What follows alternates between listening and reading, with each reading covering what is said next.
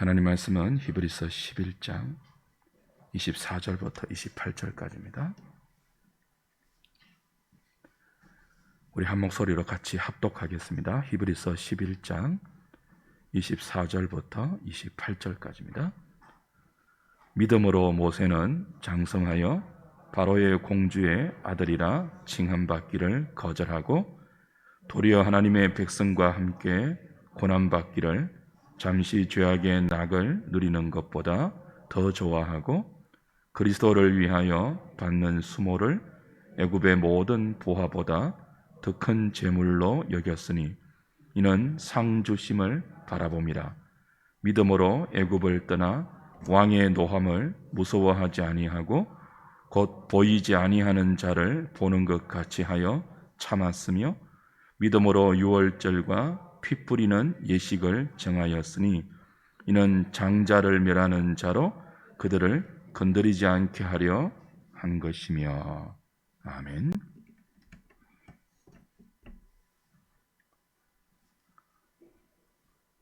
히브리서는 모세가 믿음으로 바로의 공주의 아들이라 칭함받기를 거절하고 도리어 하나님의 백성과 함께 고난받기를 잠시 죄악의 낙을 누리는 것보다 더 좋아했다. 상 주심을 바라보고 애굽의 모든 보화보다 그리스도를 위해 받는 수모를 더 큰 재물로 여겼다고 그의 믿음을 설명합니다. 그런데 이 설명이 쉽지 않습니다. 표면적으로 이 구절의 표현으로만 보면 모세가 모든 것을 잃어버릴 각오를 하고 위대한 믿음의 결단과 믿음의 선택을 한 것으로 보입니다. 그러나 조금 더 자세한 정황과 이 본문의 배경을 들여다보면 그렇게 쉽게 말할 수 없는 문제가 있습니다. 본문의 설명과 그 배경의 정황이 딱 맞아 떨어지면 그냥 모세의 믿음은 상 주심을 바라보면서 거절할 것은 거절하고 죄악의 낙을 누리는 것보다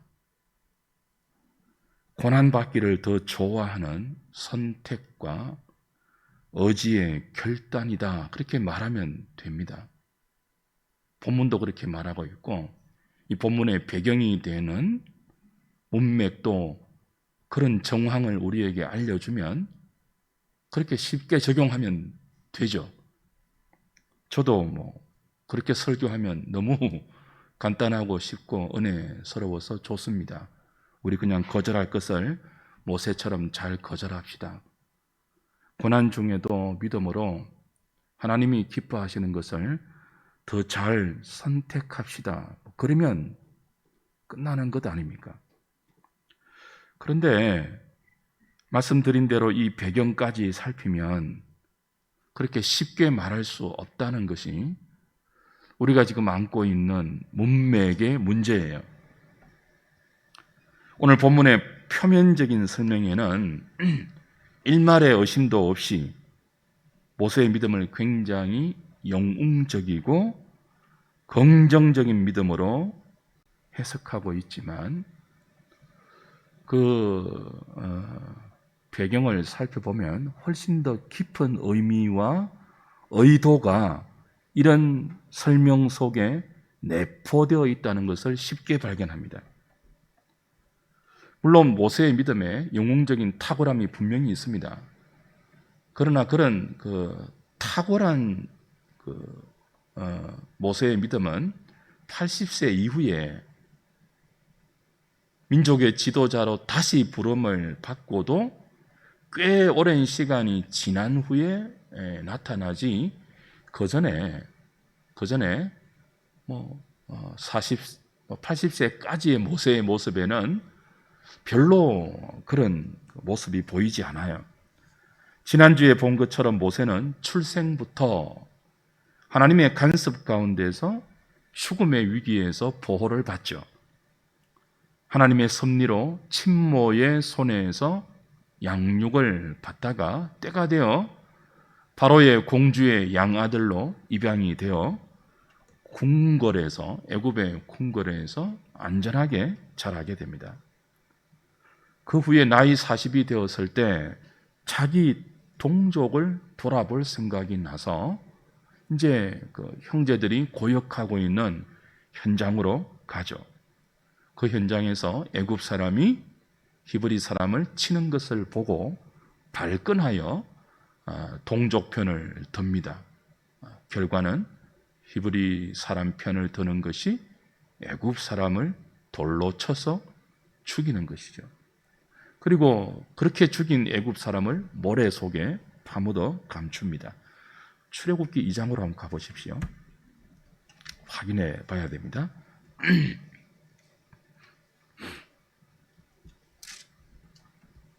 11절부터 15절까지 봅니다.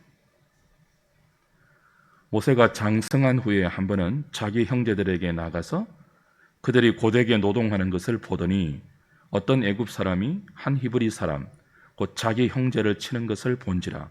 좌우를 살펴 사람이 없음을 보고 그 애굽 사람을 쳐 죽여 모래 속에 감추니라. 이튿날 다시 나가니 두 히브리 사람이 서로 싸우는지라. 그 잘못한 사람에게 이르되 내가 어찌하여 동포를 치느냐 하매 그가 이르되 누가 너를 우리를 다스리는 자와 재판관으로 삼았느냐. 내가 애굽 사람을 죽인 것처럼 나도 죽이려느냐. 그다음 모세가 어떻게 하죠? 두려워하여 이르되 일이 탈로 되었더라. 바로가 이 일을 듣고 모세를 죽이고자 하여 찾는지라. 모세가 바로의 낯을 피하여 미디안 땅에 머물며 하루는 우물 곁에 앉았더라. 어때요? 히브리서 11장의 표현처럼, 설명처럼 모세가 스스로 자기 동족을 위해 애굽의 모든 보화와 영화를 포기하고 스스로 고난받는 길을 택했습니까? 아니면 사람을 죽이고 그 살인이 발각되어서 살기 위해 어쩔 수 없이 미디안 광야로 도망간 것입니까? 전자입니까? 후자입니까? 후자이죠. 더 정확한 배경을 살피면 후자라고요. 모세는 자기가 애굽 사람을 죽인 것이 탈로 났을 때 두려워했습니다. 담대하지 않았습니다. 발견되었구나. 그리고 바로가 자기를 찾아서 죽이려 한다는 소식을 듣고는 그냥 살기 위해서 미디안 광야로 도망가요. 사도행전 7장에 스데반의 설교를 보면 더 확실해집니다.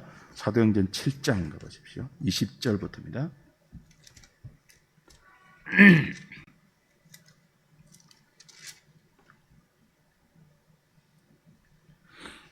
그때 모세가 났는데 하나님 보시기에 아름다운지라.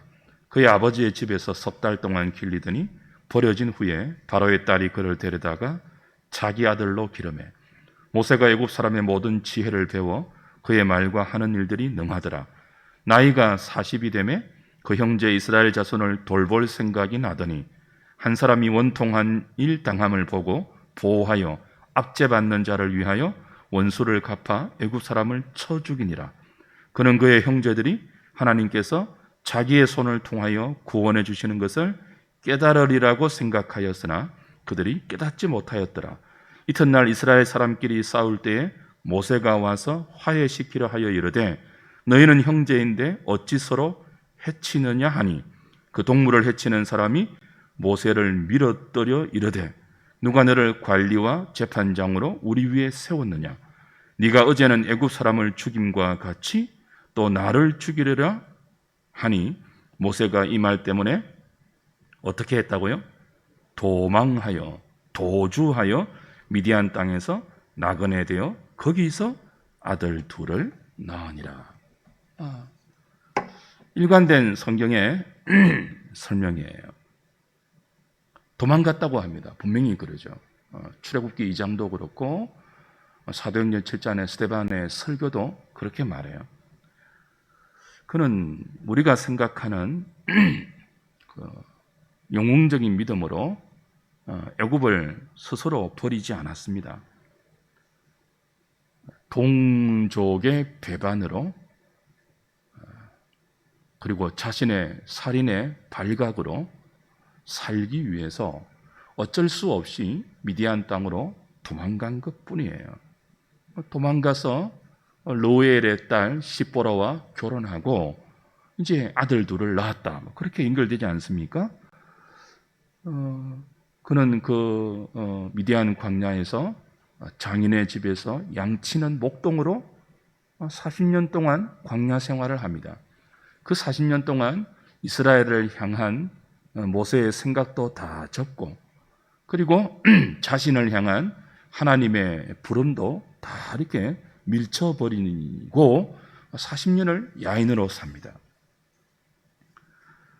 모세가 나이 40에 자기 형제를 돌아볼 생각을 가졌다 그랬죠. 그리고 이제 형제들이 고되게 노역하는 현장을 감찰하러 갔다가 애굽 사람을 쳐 죽이지 않습니까? 어떤 마음으로 그렇게 했을까요? 사도행전 7장 25절 다시 보십시오. 그는 그의 형제들이 하나님께서 자기의 손을 통하여 구원해 주시는 것을 깨달으리라고 생각하였으나 그들이 깨닫지 못하였다 그러죠. 그러니까 모세는 이제 때가 되었다고 생각한 거예요. 어려서부터 친모의 손에서 하나님의 섭리 가운데 양육을 받았지 않습니까? 하나님에 대해서 들었을 것이고, 그 모세의 부모가 믿음으로 석 달 동안 얘를 키웠던 그 특별한 계시의 말씀을 모세에게도 잘 전달하고 가르쳤겠죠.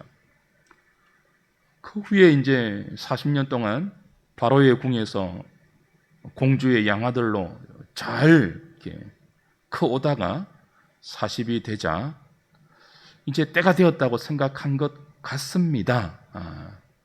모든 주석가들도 그렇게 말해요. 어떤 생각이죠? 이제 하나님께서 내 부모를 통해서 나에게 가르쳐 주셨던 그 특별한 하나님의 계획, 나를 민족의 지도자로 세워서 이 고통받는 히브리 민족을 이끌어내는 이 일을 할 때가 되었다고 생각을 하고 자기 동족을 돌아보려 나갔고, 그리고 자기를 통해서 하나님이 자기 동족을 구원해 내신다는 것을 그들이 깨달을 것이라고 생각을 하고 애굽 사람을 쳐서 죽인 거예요. 근데 현실은 어땠죠? 히브리 사람들은 이런 모세의 생각과 진심을 믿어주지 않았습니다. 받아주지 않았습니다. 나른 모세가 동족을 위해서 분연히 일어섰지 않습니까? 근데 동족들은 인정해주지 않았고 하나님도 모세가 살인자로 도망가는 현실을 지켜주지 않았습니다.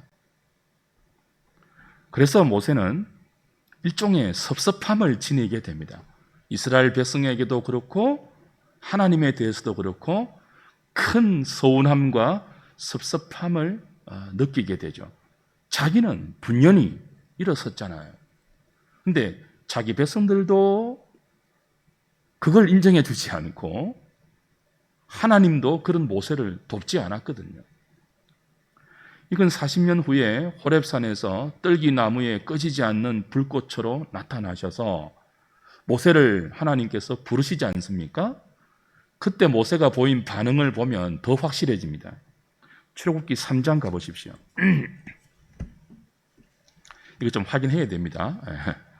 이런 과정 거치지 않고 그냥 모세가 잘 믿었습니다. 그러면 편하지만 그렇게 해석하면요, 저와 여러분들이 이런 말씀 앞에서 낙심하고 좌절해요. 우리 모세처럼 그렇게 못하니까요. 근데 모세가 우리와 다르지 않습니다. 모세가 탁월하지 않습니다. 모세를 믿음의 사람으로 만든 하나님이 위대하죠. 그걸 이제 확인해야 되는 거예요. 출애굽기 3장 10절, 11절 보십시오. 이제 내가 너를 바로에게 보내어, 하나님이 모세를 이제 민족의 지도자로 부르시는 장면이죠. 나이 80에 이제 내가 너를 바로에게 보내어 너에게 내 백성 이스라엘 자손을 애굽에서 인도하여 내게 하리라. 그때 11절 모세가 보이는 반응 보십시오.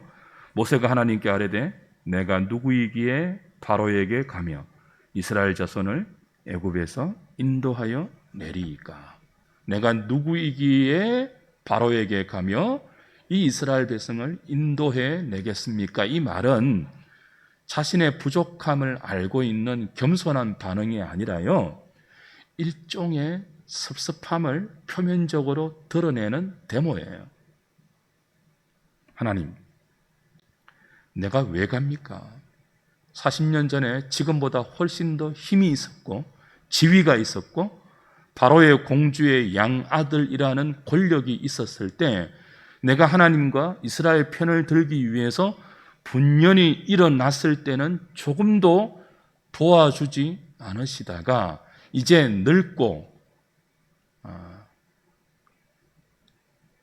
아무도 모르는 광야의 목동에 불과한 내가 모시간데 이스라엘 자손을 설득할 수 있고, 그때도 편들어주지 않았잖아요, 이스라엘 백성들이. 그리고 바로 앞에 가서 그들을 이끌어낼 수 있겠습니까? 나 안 합니다. 일종의 그런 데모입니다. 보낼 만한 사람을 보내십시오. 그런 뉘앙스죠. 하나님과 모세의 이런 줄다리기는 3장과 4장, 5장과 6장 내내 이어집니다. 하나님은 이런, 나 안 합니다, 하나님. 이제 와서 왜 그러십니까? 막 그렇게 섭섭함을 나타내면서 거절하자 하나님은 또 모세를 설득하시고 내가 너와 함께 하겠다. 너 혼자 하는 거 아니다. 내가 다 뜻이 있어서 그런 거다. 설득하시고 권면하고 가라고 해도 모세가 다시 거절해요. 이 백성들은 나를 안 믿습니다. 절대로 믿지 않을 것입니다. 거절해요. 하나님 어떻게 하십니까? 나는 아브라함의 하나님, 이삭의 하나님, 야곱의 하나님이라고 당신의 이름을 친히 알려주시고 어떻게 모세를 통해서 이스라엘 백성을 출애굽시키실지 그 청사진과 계획을 다 알려주세요. 그래도 모세가 믿지 않습니다. 하나님, 이 백성은 나를 믿지 않을 것입니다. 다시 거절해요. 그러자 하나님은 뭘 보여줍니까? 표징을 보여줍니다.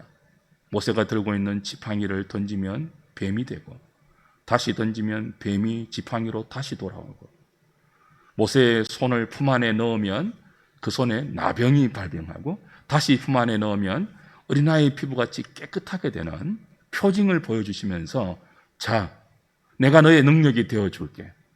함께 가, 내가 너와 함께 할게. 가라! 라고 말해도 모세는 거절합니다. 나는 입이 뻣뻣합니다. 혀가 둔해서 못 갑니다. 하나님이 재차 설득하시죠. 그러니까 섭섭함이 크다니까요. 40년 전에 그 사건이. 단번에 애굽의 모든 보화를 버리고 위대한 결단과 의지적인 선택을 해서 하나님 편을 든 게 아니에요. 그 히브리 11장의 본문의 설명은 아주 깊고 넓은 의미를 우리에게 담아서 믿음으로 산다는 것이 무엇인지를 가르치고 있습니다. 그 배경이 우리에게 전하고 있는 의미들을 우리가 찾아내지 못하면 모세는 위대해서 그런 결단을 할 수 있고 나는 못하니까라고 핑계할 수 있고 우리의 믿음이 게으름에 방치되는 결과를 초래할 수 있어서 좀 이렇게 복잡한 과정을 거쳐야 돼요. 자꾸 반복해서 모세가 거절합니다. 보낼 만한 자를 보내라고 다시 거절하죠. 출애굽기 4장 13절 보십시오.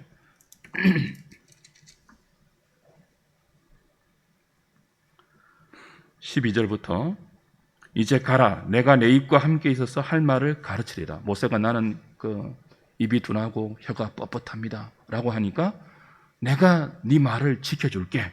할 말을 가르쳐줄게. 라고 하나님이 다시 설득하는 거예요. 그러니까 13절에 모세가 뭐라고 합니까? 모세가 이르되 오 주여 보낼 만한 자를 보내소서. 징하지 않습니까? 여러분이라면 이렇게 하나님 앞에서 버틸 수 있겠습니까? 지금 네 번째예요, 네 번째. 얼마나 친절하게 설명하십니까? 그런데도 못합니다. 보낼 만한 자를 보내소서. 이 40년 전에 그 응언이가 이렇게 표출되는 거죠. 마침내 14절에 하나님께서 모세를 향하여 분노를 발하십니다. 그제서야 어쩔 수 없이 순종해서 갑니다. 그런데 하나님이 이게 분노를 발하셔서 할 수 없이 순종해서 바로 앞에 가지만 5장 6장을 보면요, 아직 모세의 반응이 별 신통하지 않아요. 5장 22절 보십시오. 이제 어쩔 수 없이 모세가 바로 앞에 가서 하나님의 뜻을 전하죠. 우리 나가야 되겠다. 하나님을 제사해야 되겠다. 보내달라라고 하니까 바로가 어떻게 합니까? 얘들이 시간이 많고 여유가 있어서 이런 쓸데없는 말을 하구나 하고 이스라엘에게 더 큰 부역의 짐을 지우죠. 그러니까 이스라엘 백성들이 모세를 향하여 불평하지 않습니까? 5장 22절, 23절 보십시오. 이 말을 듣고 모세가 여호와께 돌아와서 아뢰되 주여 어찌하여 이 백성이 학대를 당하게 하셨나이까? 어찌하여 나를 보내셨나이까? 무슨 뜻이에요? 그 봐요, 하나님. 내가 못한다고 했잖아요. 이 백성들이 나를 믿지 않고 바로도 이렇게 만만하지 않다고 내가 말씀드렸잖아요. 보낼 만한 자를 보내라고 말했잖아요. 그래서 내가 하나님 순종해서 바로에게 이런 뜻을 전했더니 오히려 이스라엘 백성들이 학대를 더 많이 당하고 그들이 더 불평과 원망을 쏟아내지 않습니까? 내가 뭐라고 했습니까? 안 간다고 했지 않습니까? 라고 불평하는 장면이에요. 23절, 내가 바로에게 들어가서 주의 이름으로 말한 후로부터 그가 이 백성을 더 학대하며 주께서도 주의 백성을 구원하지 아니하시나이다. 이에 대해서 하나님은 6장 내내 모세를 다시 설득하십니다. 야, 내가 너와 함께 한다고 했잖아. 바로에게 가서 계속 나의 뜻을 전해. 6장 내내 설득하세요. 긴 말로, 긴 내용으로 설득해요. 그런데도 6장 마지막에 모세가 어떻게 반응하는지 보십시오. 6장 30절. 모세가 여호와 앞에서 아뢰되 나는 입이 둔한 자이오니. 또 변명하죠. 바로가 어찌 나의 말을 들으리까? 아직 이러고 있잖아요. 그러니까 히브리서 11장 24절, 25절, 26절 단번에 애굽의 모든 부하를 버리고 그리스도를 위하여 자기 동족과 함께 고난받는 것을 선택한 것이 아니었고 27절, 28절 바로 앞에 무서워하지 않고 하나님의 뜻을 전한 것도 단박에 그런 것이 아니고 28절 유월절 예식을 믿음으로 정해서 그들에게 하나님의 구원을 가르치고 선포한 것도 단번에 영웅적인 결단과 의지를 선택해서 그렇게 한 것이 아니라는 거예요. 끝없이 거절하고 끝없이 섭섭함을 토로하고 끝없이 하나님과 이스라엘 백성들에 대해서 우리가 생각하는 영웅적이고 위대하고 탁월한 모습을 보이는 것이 아니라 우리와 별 다름없는 평범하고 어리고 미숙하고 소홀함을 잘 타고 하나님의 말씀에 대해서 자신을 다 던지는 그런 모세가 아니죠. 이런 모세에게 하나님은 다시 약속하십니다. 내가 너를 바로 앞에 신처럼 세워주겠다. 네가 자꾸 나는 말을 잘 못합니다. 입이 뻣뻣하고 혀가 둔합니다 라고 말하니까 네 형 아론을 너의 대언자로 세워주겠다고 재차 약속하십니다. 그러니 오늘 히브리서가 믿음으로 모세가 애굽의 영화를 버렸다. 믿음으로 모세가 왕의 노함을 무서워하지 않고 유월절 예식을 백성들에게 가르쳤다고 하는 것을 단번에 좋은 믿음을 가지고 이 모든 것들을 선택했다고 쉽게 생각하지 마시라는 거예요. 근데 왜 히브리서는 이렇게 표현할까요? 분명히 모세가 죽음이 두려워서 살려고 도망갔잖아요. 근데 그걸 왜 믿음으로 애굽의 모든 영화를 버리고 자기 동족과 함께 고난받는 것을 선택했다고 설명할까요? 분명히 모세는 하나님의 그 반복되는 설득과 가르침과 보내심에도 불구하고 거듭 거절하면서 가기를 미루고 또 미루고 있었잖아요. 근데 왜 믿음으로 했다고 하죠?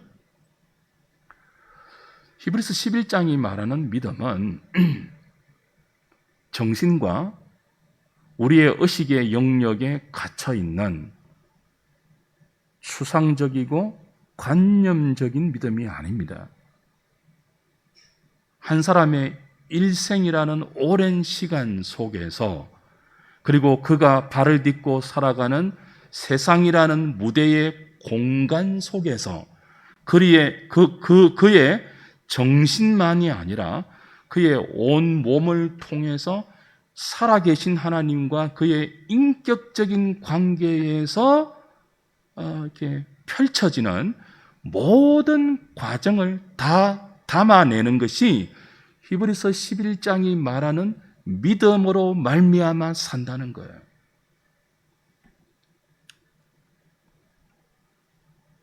그 믿음으로 말미암아 산다는 이 말에는 저와 여러분, 히브리서 11장이 예를 들어서 소개하고 있는 구약의 모든 성도들의 일생에 녹아있는 하나님의 부르심, 그 백성을 설득하시는 열심, 가르치고 기다리고 받아내시면서 그를 교정하시고 그가 마침내 하나님께 설득되어 자신의 의지와 인격을 반응으로 내세워 그렇죠? 하나님 편을 드는 사람으로 만들어내시는 모든 하나님의 지혜와 능력과 열심과 사랑이 믿음이라는 이름에 다 녹아있는 거예요. 함축되어 있는 거예요. 모세가 이스라엘을 위해서 아까 분연히 일어났다고 했죠. 그 계기가 사도행전 7장 25절에서는 하나님께서 자기를 사용하여 이스라엘 백성을 구원하신다는 일종의 믿음이 맞아요.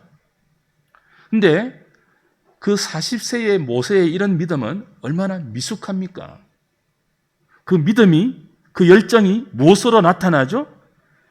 애굽 사람을 쳐 죽이는 것으로 나타나는 정도밖에 안 된다고요. 네가 애굽 사람을 죽인 것처럼 우리도 죽이려나 하는 동족의 반응에 이스라엘을 향한 자신의 생각을 접을 정도로 아직 지도자의 역량이 일천한, 쉽게 섭섭함을 타고 쉽게 노하고 하나님에 대해서도 그죠? 40년이 지난 후에 80세 때 부름을 받았을 때 5번, 6번이나 보낼 만한 자를 보내십시오. 왜 하필 지금 40년 전에는 나를 위하지 않고 왜 지금 다 늙어 빠진 내게 이러십니까? 라고 데모할 정도로 고집이 있는 사람이에요. 근데 하나님은 이런 모세를 어떻게 바꾸어 내시죠? 하나님을 편드는 사람으로, 이제 출애굽기 13장 이후로, 그죠? 이제 계속 10가지 재앙을 통해서 가장 먼저 모세가 하나님이 어떤 분인지를 가장 먼저 배워요. 이게 어쩌면 지도자의 가장 큰 복입니다. 가장 먼저 하나님이 어떤 분인지를 배워요. 10가지 재앙을 통해서 애굽의 모든 가짜 신들을 심판하시고 하나님이 유일한 상천하지의 창조주요 신임을 몸소 목격하고 친히 말씀으로 들어서 배워가는 모세. 그래서 이스라엘 백성들 앞에서 하나님을 어떻게 변호하죠? 이렇게 바뀌어가는 거예요. 그 홍해 앞에서 너희는 잠잠하라. 하나님이 하시는 일을 보아라. 두려워 떠는 이스라엘 백성들에게 하나님의 하나님 되심을 모세가 이제 하나님 편에서 하나님을 소개하면서 설득하는 모세로 바뀌어요. 출애굽기 32장 보면요, 그가 십계명을 받으러 시내산에 올라갔을 때 밑에서 아론과 이스라엘 백성들이 금송아지 만들지 않습니까? 하나님이 진노하죠. 그때 모세가 한 일이 무엇입니까? 자기 목숨을 걸고 이스라엘 동족 편을 듭니다. 하나님, 진노하는 것이 마땅하지만 이들을 죽여서는 안 됩니다.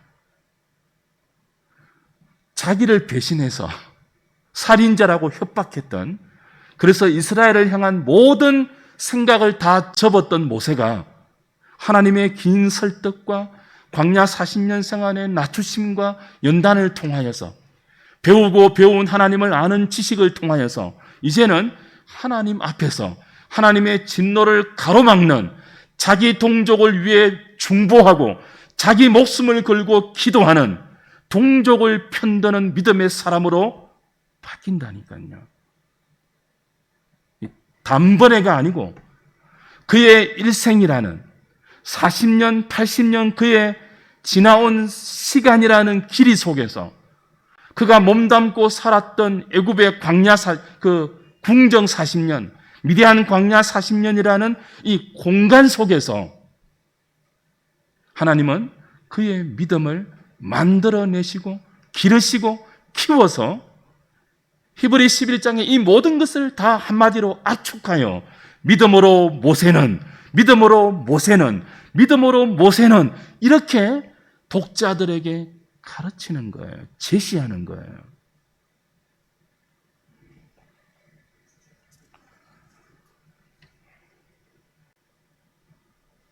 왜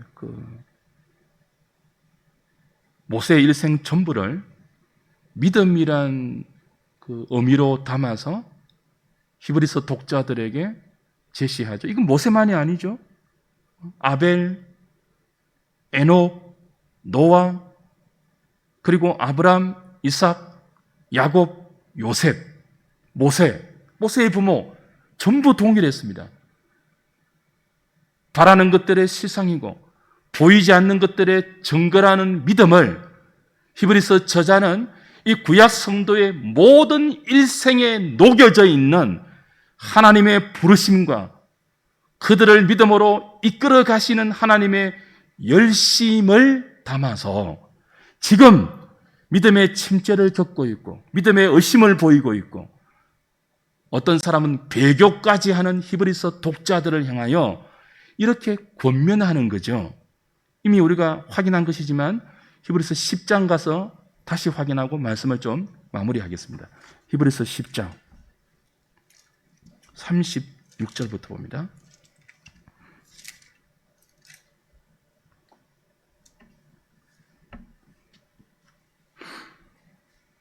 너희에게 인내가 필요하면 너희가 하나님의 뜻을 행한 후에 약속하신 것을 받기 위함이라. 잠시 잠깐 후면 오시리가 오시리니 지체하지 아니하시리라. 나의 의인은 믿음으로 말미암아 살리라. 또한 뒤로 물러가면 내 마음이 그를 기뻐하지 아니하리라 하셨느니라. 우리는 뒤로 물러가 멸망할 자가 아니요 오직 영혼을 구원함에 이르는 믿음을 가진 자니라. 그리고 나서 믿음은 바라는 것들의 실상이고 보이지 않는 것들의 증거니 선진들이 구약 성도들이 이로써 증거를 얻었다고 아벨, 에녹, 그죠? 노아, 아브람, 그리고 이삭, 야곱, 요셉, 모세까지 그들의 일생 내내 하나님께서 살아계셔서 그들을 불러 어떻게 믿음이란 이름으로 그들을 지키시고 보호하시고 복과 진리와 생명 가운데로 인도하셨는지를 이 믿음으로 이렇게 한마디로 담아서 제시하는 거예요. 그 의도가 뭡니까? 너희들도 이런 하나님의 손길 안에 붙들려 있다는 것을 말하고 싶은 거예요. 아벨을 붙드신 하나님, 에녹을 붙드신 하나님, 노아를 붙드신 하나님. 어떻게 해요? 일생 동안 아브라함과 이삭과 야곱과 요셉과 모세의 부모와 모세를 붙드신 하나님. 어떻게 해요? 일생 동안요, 의심하고 넘어지고 삐지고 섭섭하고 안 합니다라고 거절하고 보낼 만한 자를 보내십시오. 왜 납니까? 이런 모세와 그 비슷한 모든 그런 사람들을 쳐내지 않으시고 다시 말로 설득하시고, 인격적이거든요. 다시 말로 설득하시고 시간과 공간이라는 무대 속에서 그를 믿음으로 키워 내신 그 하나님. 믿음이란 그 하나님의 손길에 붙잡혀 있는 성도의 복된 운명을 지칭하는 단어예요. 그러니 히브리서의 결론이 뭐예요? 너희들이 어려운 현실을 겪고 있는 거 모르는 것 아니다. 충분히 어렵겠지. 얼마나 어려우면 이 믿음을 버리고 유대교로 돌아가려는 유혹까지 받겠니? 그러나 너희가 정말 거듭난 성도라면, 하나님의 은혜의 손길에 붙잡혀 있는 주의 택한 백성이라면 구약 성도들을 보아라. 그들의 일생 동안 너희들처럼 의심할 때 있었고, 넘어질 때 있었고, 쓰러질 때 있었고, 뒤로 물러가는 것처럼 보일 때도 있었지만 결국 하나님의 손에 붙들려 믿음으로 살지 않았느냐? 너희들도 그런 존재이다. 그러니 낙심하지 말고 뒤로 물러가 침륜에 빠지지 말고 나의 의인은 오직 믿음으로 말미암아 살아야 한다는 하나님의 말씀을 듣고 너희들이 어떤 하나님의 손에 붙잡혀 있는지를 잊지 말고 힘을 내어라 하는 뜻이에요.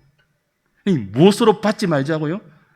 모세는 이렇게 위대해서 애굽의 모든 상급과 보화와 영화를 다 버리고 자기 동족을 위해서 분연히 일어나 고난받기를 선택했다. 우리도 그러자. 그러면요, 우리도 그렇게 안 되기 때문에 낙심한다고요. 우리 해봤잖아요. 아브라함처럼 살아보자. 모세처럼 살아보자.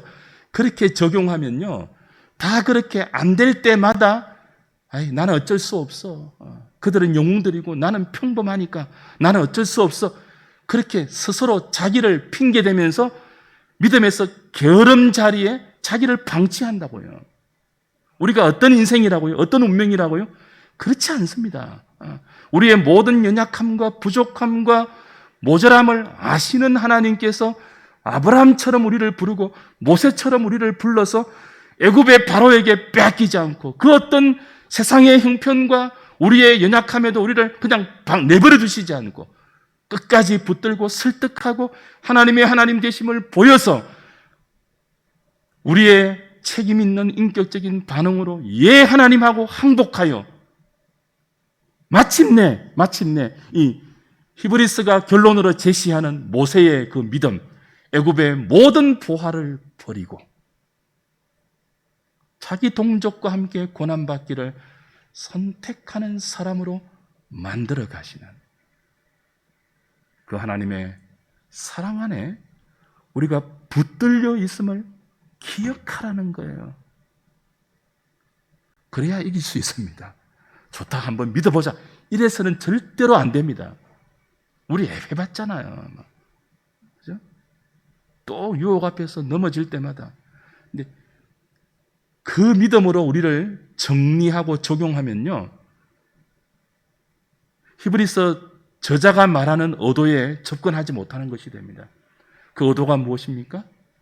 우리의 의지와 결단과 선택 그 배후에 있는, 그렇게 살 수밖에 없도록 끊임없이 우리를 사랑하여 인도해 가시는 하나님의 열심을 우리가 깨닫고 그 하나님의 사랑에 붙잡혀 있는 우리의 복된 운명을 감사로 받아들이면, 그래서 하나님 앞에 항복하면 때로 넘어지고 때로 실수하고 때로 의심하고 흔들려도 그때마다 다시 나를 붙드시는 하나님을 기억하며 일어날 수 있지 않겠습니까? 그것이 뒤로 물러가 침륜에 빠지지 않고 오직 나의 의인은 믿음으로 말미암아 산다는 성경이 우리에게 권면하는 권면의 주된 핵심입니다.